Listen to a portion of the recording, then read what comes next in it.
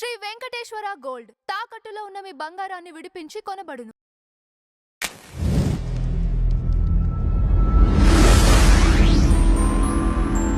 నమస్కారం డాక్టర్ శ్యాంప్రసాద్ గారు. నమస్తే అండి.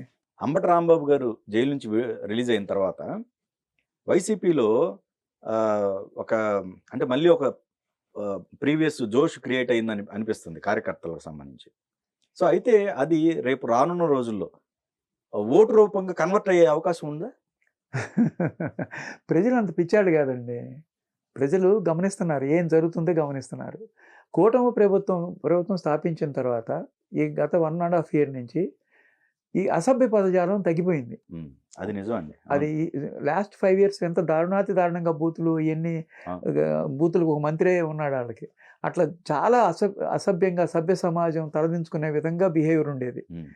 ఫస్ట్ టైము కూటమి ప్రభుత్వం ఫామ్ అయిన తర్వాత 14 సంవత్సరాలు అంటే దగ్గర 16 సంవత్సరాలు, ఈ 2 ఏళ్ళు కలుపుకుంటే ముఖ్యమంత్రిగా చేసిన పెద్ద ఆయన్ని, 75 years ఉన్న ఆయన్ని, ఆంధ్రప్రదేశ్ని ఒక ఆంధ్రప్రదేశ్ భవిష్యత్తుని తీర్చిదిద్దిన ఆయన్ని, ఎంత గొప్పగా డెవలప్ చేసిన ఆయన్ని అనరాని మాటలు అన్నాడు. సభ్య సమాజం సిగ్గుపడేటట్టుగా అన్నాడు. అతనికే అర్థమైంది నేను తప్పు చేశాను, స్పర్ ఆఫ్ ఏ మూమెంట్లో అన్నాను, సారీ అన్నాను, వాళ్ళు ఎవరో ఏదో అన్నారని నేను అన్నాను, ఆయన అనలేదు. ఇప్పుడు మీరు స్టేట్మెంట్ చూసారు రాంబాబు గారి? ఐ డోంట్ కేర్ అంటే జైల్లో కూడా ఎంజాయ్ చేశానని చెప్తున్నాడు ఆయన. అదే ఆ స్టేట్మెంట్ నేను చూసాను, మరి ఇంకేం చేశాడో తెలియదు. కానీ ఇప్పుడు యాక్చువల్గా కోర్టులు ఎవరి చేతిలో ఉంటాయి? కోర్టులు ఈ ప్రభుత్వం చేతిలో ఉండవు కదా. జ్యుడిషియరీ ఈజ్ డిఫరెంట్ ఇది కదా. కోర్టులు జైల్లో పెడితే వీళ్ళకేం తప్పు?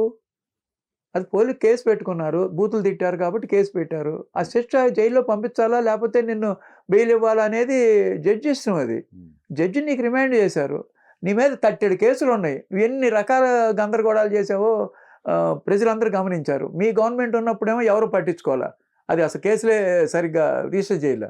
అసలు నీకు మినిస్టర్ ఇచ్చారు, ఇరిగేషన్ మినిస్టర్ ఇచ్చారు. ఇరిగేషన్ మినిస్టర్ ఎంత బాధ్యతాయుతమైన మంత్రి నీకు.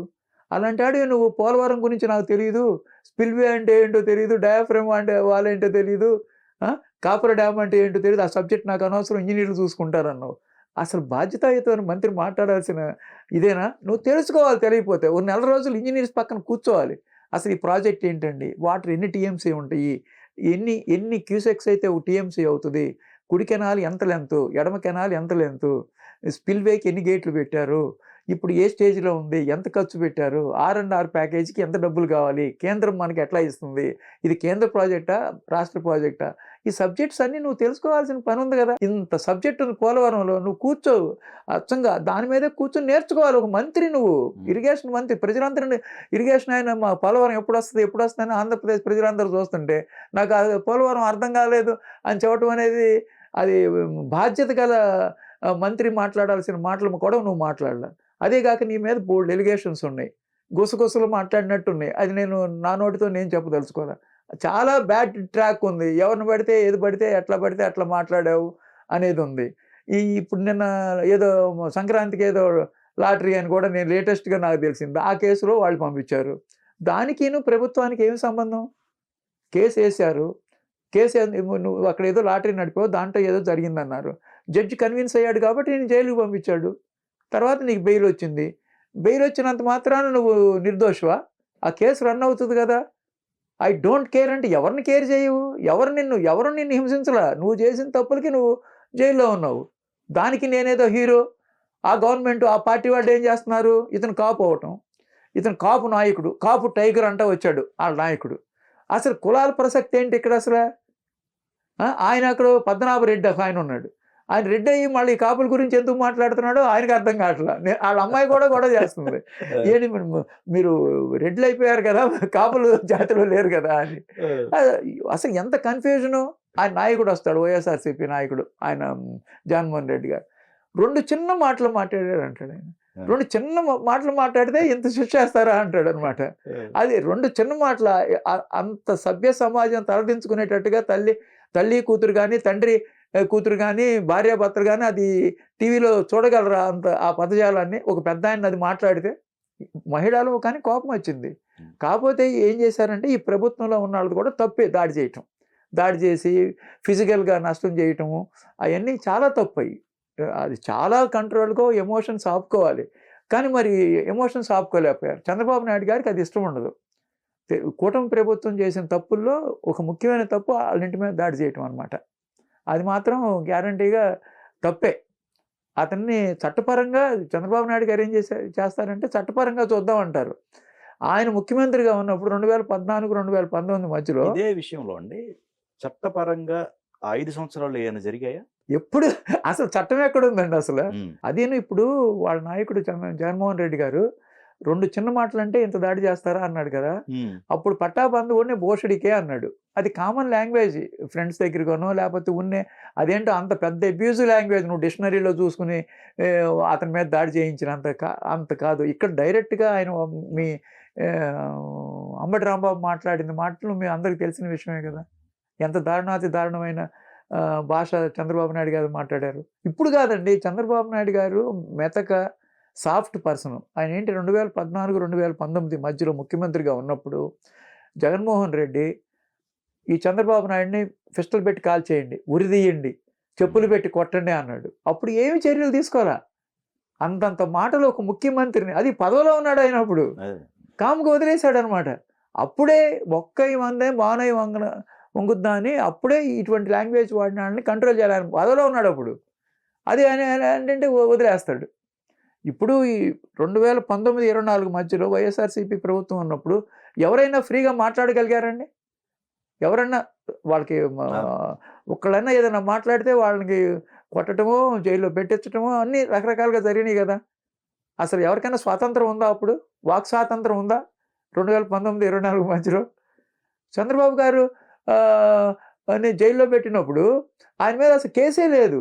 అది ఇద్దరు కూర్చుని ఏంటి కేసు అని అడిగాడు ఆయన. నా మీద ఏంటి కేసు చెప్పమంటే ఇప్పుడు కాదండి తర్వాత చెబుతాం అంటారండి. అరెస్ట్ చేసేటప్పుడు ముందు ఉండాలి కదా. అర్ధరాత్రి పూట అరెస్ట్ చేయాల్సిన అవసరం ఏముంది? 53 రోజులు పెట్టాల్సిన అవసరం ఏముంది? అది పొలిటికల్ కాన్స్పిరసీ అది. అందుకని ఆయనకు అంత థంపింగ్ సీట్స్ వచ్చినాయి. 124 సీట్లు వస్తానికి కారణం ఇట్లాంటి అన్యాయాలు చేయటం వల్లనేనమాట. అట్లాంటి అన్యాయం ఏమలేదు, ఒక్క అన్యాయం ఏముంది దాని గురించి చెప్పుకుంటా పోతే మనకి రోజులు చాలు. ఇట్లా అంబటి రాంబాబు లాంటి వాళ్ళు. ఇప్పుడు రాంబాబు గారి ప్లేస్ సెకండ్ ప్లేస్ వైసీపీలో అంటున్నారు. అంటే జగన్ గారి తర్వాత ఇంకేనే అట్లాగే ఉంటాయండి. ఎందుకంటే ఇలా ఐ డోంట్ కేర్, తగ్గేదేలే ఏంటంటే బూతులు మాట్లాడటంలో తగ్గేదే లేదా?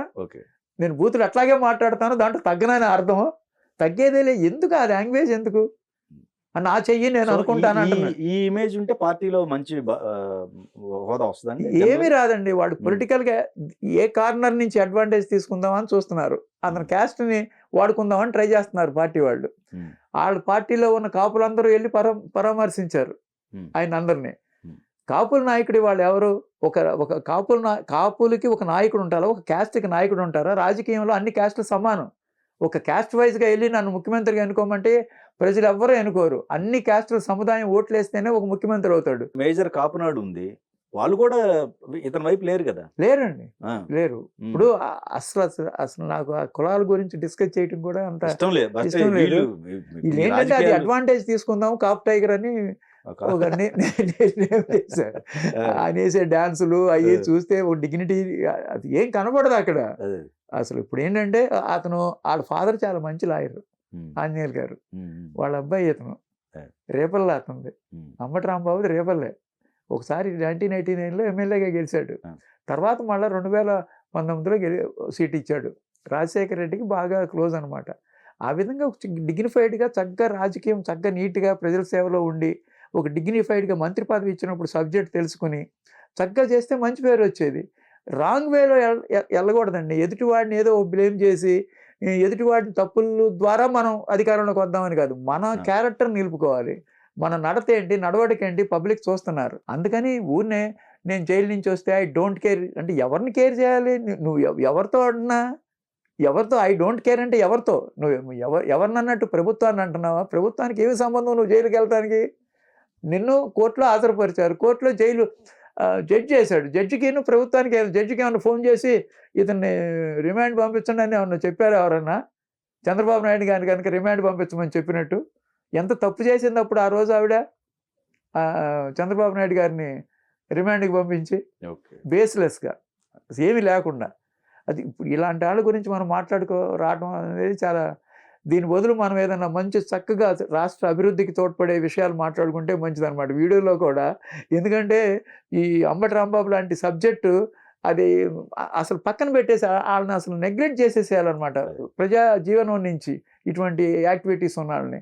ఇంకా జైలుకి వెళ్ళి వచ్చిన తర్వాత కూడా నేను జైల్లో ఎంజాయ్ చేశాను అంటే దేని గురించి అది నేనేం సఫర్ అవ్వలేదు, నేను బ్రహ్మాండంగా ఉన్నానని పబ్లిక్కి తెలియజేయటమా?